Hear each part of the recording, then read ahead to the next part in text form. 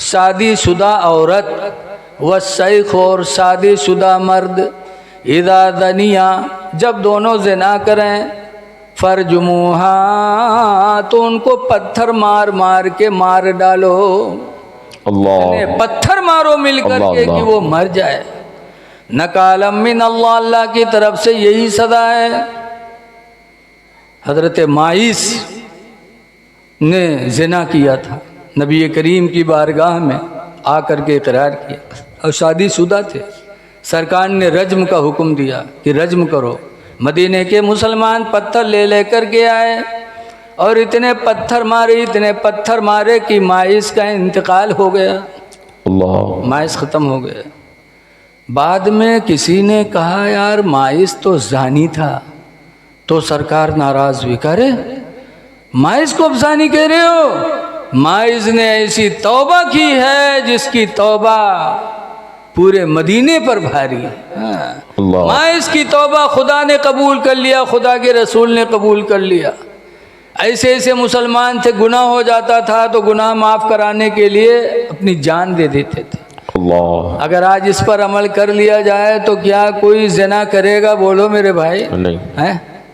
कानून की किताब सबसे बड़ी किताब अगर है तो कुरान मुक़द्दस। बेशक बेशक। तो अल्लाह ताला ने हमको तुमको तो ये तीन चीज़ें मिली, ताकत खुदा की, क़यादत रसूलुल्लाह की और कानून कुरान की।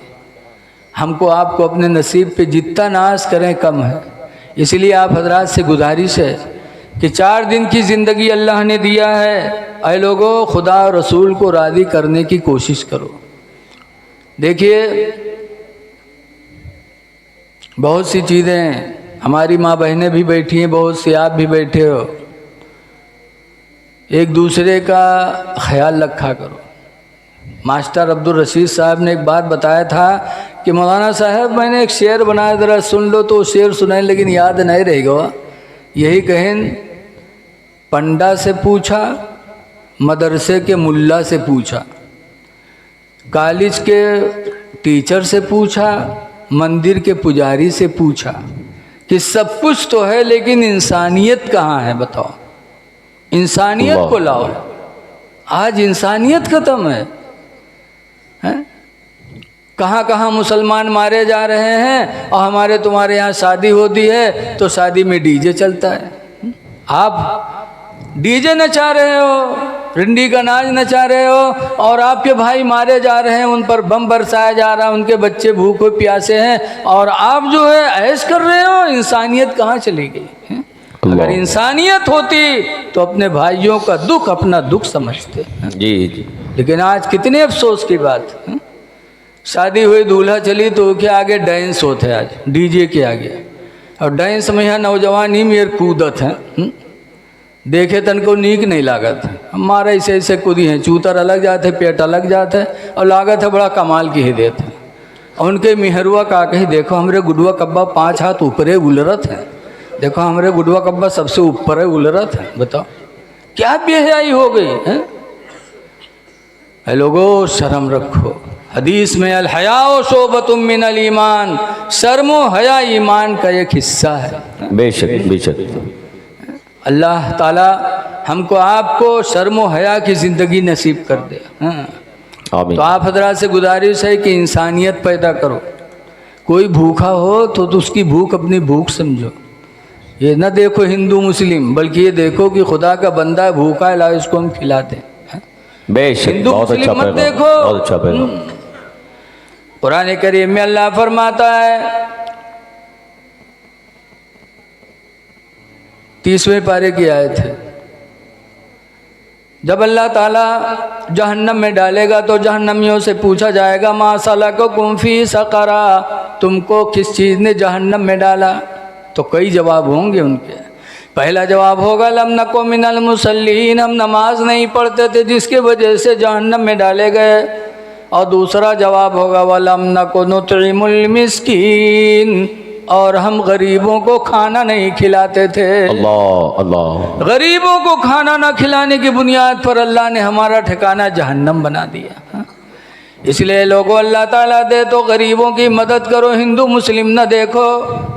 सरकार ने हदीस में फरमाया अल जन्नतो तस्ताक वरबात नफरी यौमल क़यामा, कि क़यामत के दिन जन्नत 4 लोगों को पुकारेगी, 4 लोगों को जन्नत पुकारेगी, आ जाओ आ जाओ आ जाओ। वो 4 कौन है?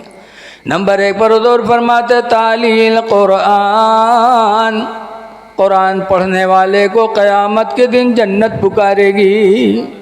अल्लाह तौफीक दे तो कुरान की तिलावत करो। अफसोस आज साल गुजर जाता हमारा कुरान नहीं ख़त्म होता। एक बुज़ुर्ग थे हज़रत अबू बकर बिन अय्याश, उनके जागने का वक्त आया, रूह निकलने का वक्त आया तो उनकी लड़की रोने लगी। आजकल बच्चियां माँ बाप से बहुत मोहब्बत करती हैं। जिन बच्चियों को गिरी निगाह से देखा जाता है, दिली मोहब्बत बच्चियों को होती है। जी। बच्ची रोने लगी। तब अबू बकर बिन अय्याश कहते हैं कि बेटी रो रही हो, मेरी जागने का वक्त है। काबू इसलिए रो रही हूँ कि आपका ठिकाना खुदा जाने जन्नत है कि जहन्नम है। मैं इसलिए रो रही हूँ कि अल्लाह ताला आपको जहन्नम में न डाल दे। तब अबू बकर बिन अय्याश ने कहा था, मेरी बेटी अल्लाह का शुक्र है कि जिस कमरे में मेरी रूह निकलने वाली है, इसी कमरे के अंदर मैंने ज़िंदगी में 24,000 मरतबा कुरान करीम ख़त्म किया है। सुभान अल्लाह, सुभान अल्लाह। 24,000 मरतबा मैंने कुरान को ख़त्म किया है। बेटी खुदा की रहमत से उम्मीद है कि अल्लाह मुझे जन्नत अता करेगा। बेशक। ए लोगों, ये थे हमारे बुजुर्ग। हज़रत इमाम आदम अबू हनीफा को जेल में डाला गया। बड़े बड़े इमाम भी जेल में गए हैं। इमाम अहमद बिन हम्बल भी जेल में गए।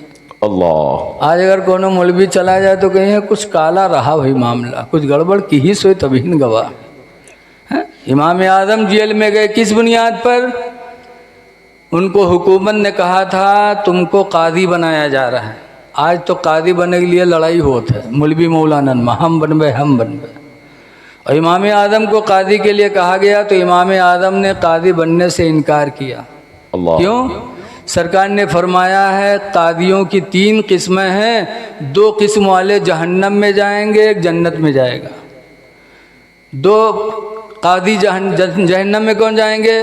एक वो जो बग़ैर गौर व फिक्र के फ़ैसला कर दे, अल्लाह। दूसरा वो जो फ़ैसले में इंसाफ न करे। ऐसे 2 कादी जहन्नम में जाएंगे। और जन्नत में कौन जाएगा? जो गौर व फिक्र और अदलो इंसाफ से फ़ैसला करे। इमाम आदम को कादी के लिए कहा गया, कहा ना मैं कादी नहीं बनूंगा। तो इमाम आदम को इसीलिए जेल डाला गया। जेल में रहे इमाम आदम, जब तक रहे उन दिनों में इमाम आदम ने जेल में 7,000 मरतबा कुरान करीम को ख़त्म फरमाया था। आज हम उनके मानने वाले साल गुजर जाता कुरान नहीं पढ़ पाते। इमाम अहमद बिन हम्बल को कुरान की वजह से जेल में डाला गया। इमाम अहमद बिन हम्बल के ज़माने में कुरान के लिए एक मसला उठा। लोग कहने लगे जैसे दुनिया फ़ना होगी कुरान फ़ना हो जाएगा।